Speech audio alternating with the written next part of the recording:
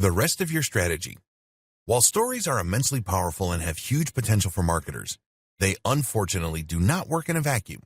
And more specifically, that is to say that stories on their own are not enough to make a huge impact. That's because a story is only one small part of a much larger social media marketing strategy. And your social media marketing strategy is likewise just one part of a much bigger puzzle that is your internet marketing strategy. In order for stories to work, you need to have that initial following, as well as a good amount of trust and engagement from your audience. This video will quickly go over some of how to go about getting that. Building a following on social media. Have a niche. The first thing you need to do is to ensure that you choose a niche and then stick to it. This is where a lot of people will go wrong, and it's why most general users don't have lots of followers. Think about it logically. Who would you want to follow on Instagram or Facebook? Someone that provides interesting content that appeals to you. If that content is completely random, then you'll find there is no reason to keep coming back.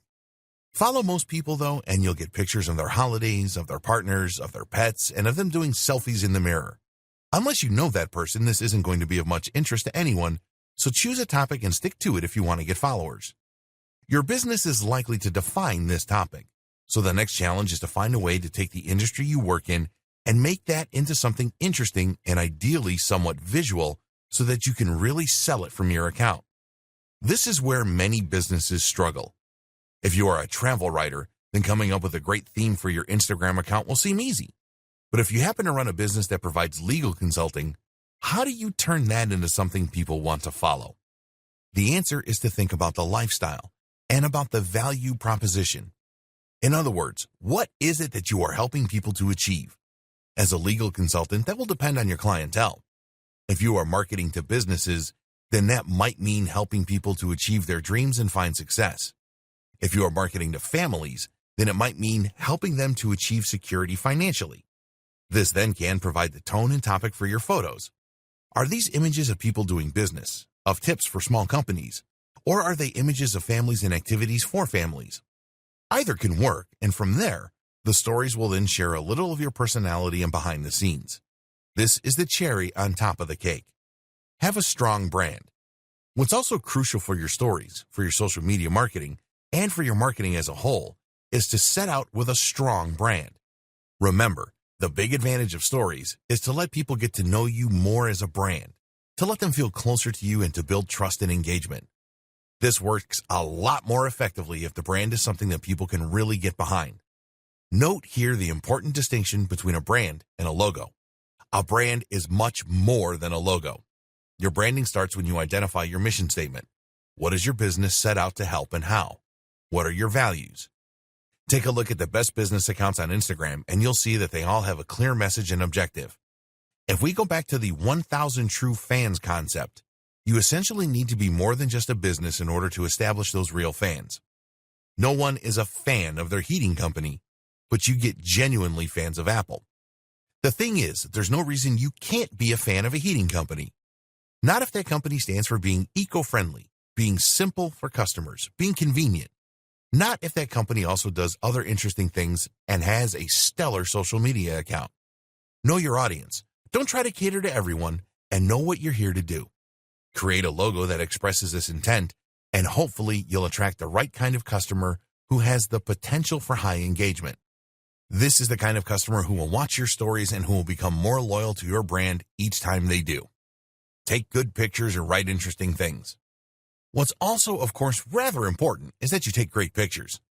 We mentioned that this was somewhat important for stories, but for your general accounts it becomes much more crucial. Even if you choose a topic that interests a lot of people, you're not going to keep your followers very long if all your images are grainy and at awkward angles. As such, then, it's highly important that you also brush up on your photography skills.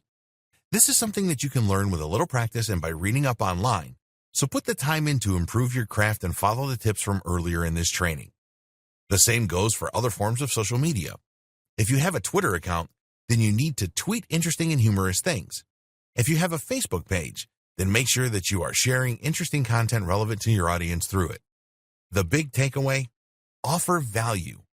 Make sure you are providing a good reason for people to follow you. Too many brands, especially older corporate businesses, will make the mistake of only ever posting about their own services or industry. Again, this is something that they think makes them somehow more professional, and they are often afraid to venture outside of that comfort zone. But think realistically. How likely would you personally be to want to follow an account that only ever posted about how effective its EPOS system is?